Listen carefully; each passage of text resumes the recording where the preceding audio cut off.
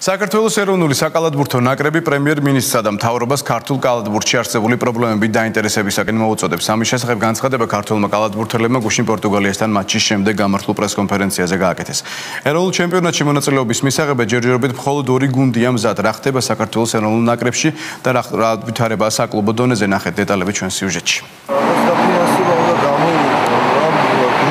ბესოლეჟევა 2013 წლის საკალათბურთო სეზონში თბილისის დინამოს ღირსებას იცავდა. ახლა მისი და გუნდის ბედი გაურკვეველია. ლეჟევა ამბობს, რომ საქართველოს ჩემპიონატში თბილისის დინამოს მონაწილეობა გადაწყვეტილი არ არის. კლუბს არ შეკრება გაუვლია და არც ახალი მოთამაშეები დაუმატებია.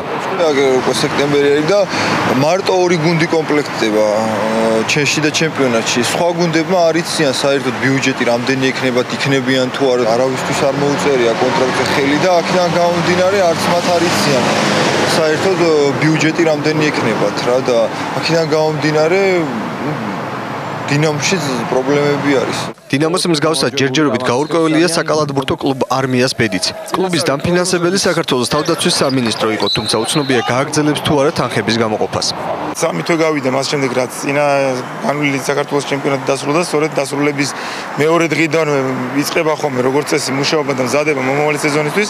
იმ დღიდანვე ჩვენ ველოდებით პასუხს, მე როგორც თავარი მწვრთნელი და მოთამაშეები, ვინც ჩვენ გუნდში ირიცხებოდა, შეიძლება ითქვას ეს დღესდღეობით არმია როგორც გუნდი არ არსებობს. არმიის გუნდი თუ დაიშლება, კიდე ერთი გუნდი თუ დაიშლება, მეორე თუ დაიშლება, ფაქტიურად ეს ცეპივით არის აწყობილი ჩვენი ქვეყნის ჩემპიონატი, ანუ რამოდენიმე რგოლი რომ გამოაკდება ამ ცეპს, რა თქმა უნდა, მთელი ჩემპიონატი ჩაიშლება. ეროვნული ჩემპიონატის შესაძლო ჩაშლაზე საქართველოს საკალათბურთო ნაკრებმა პორტუგალიასთან გამარჯვების შემდეგ განაცხადა.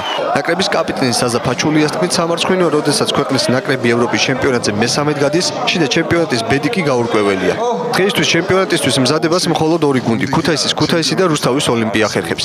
ეროვნული ნაკრების წევრებმა ქართულ კალათბურთში არსებული პრობლემების აღმოსაფხრელად დახმარება საქართველოს პრემიერს და სპორტის მინისტრს საჯაროს თხოვეს.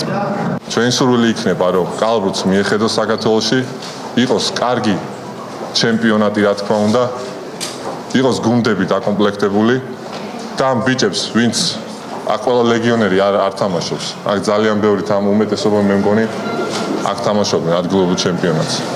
და ამ ბიჭებს ჰქონდეთ ისეთ შესაძლებლობა, რომ გაიზარდნონ კიდე. სუის გვესვის, რომ პირველი შესარჩევის გადალახვის შემდეგ აი ბიჭებო ეხლა გავიდეთ და ყველაფერი მიეხედება სპორტს, ყველაფერი იქნება უკვე ეს ჩემი საზრით უკვე არასწორი მიდგომა. ჯობია რომ დროზე მივხედოთ ამ პრობლემას, ეს ნამდვილად პრობლემა არის და არ არის რაღაც ჩვენი სურვილი, ეს ნამდვილად პრობლემა არის დღეს საქართველოს კალათბურთს შველა უნდა. კალათბურთელების მიმართვას პრემიერი Facebook-ით გამოიხმაურა.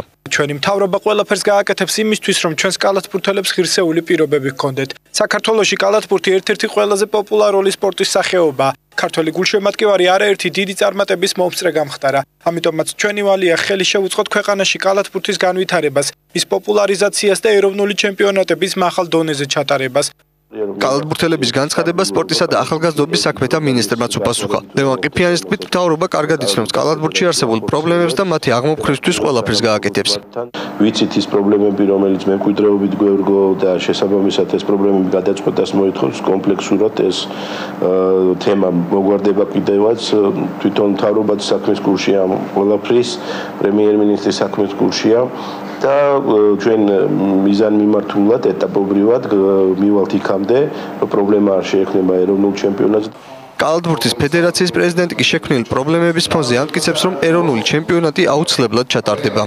ეს პრობლემა გვაჩინეთ რაც შეეხება ჩემპიონატის ჩატარებას დაახლოებით 1 თვეა აქტიურად მუშაობთ როგორც გითხარით სპორტის და ახალგაზრდობის სამინისტროსთან, იმიტომ რომ უშუალოდ მათ ევალებათ სპორტის დახმარება და სპორტის რეგულაცია საქართველოში. ჩემპიონატი აუცილებლად ჩატარდება. ჩემპიონატი აუცილებლად ჩატარდება, მაგას გაწმენდით. ჩემპიონატი ოქტომბერში იწყება. ჯერჯერობით უცნობია, რამდენი კლუბი მიიღებს მონაწილეობას გათამაშებაში. გუნდებმა წინასწარი განცხადებები კალათბურთის ფედერაციაში 10 სექტემბრამდე უნდა წარადგინონ.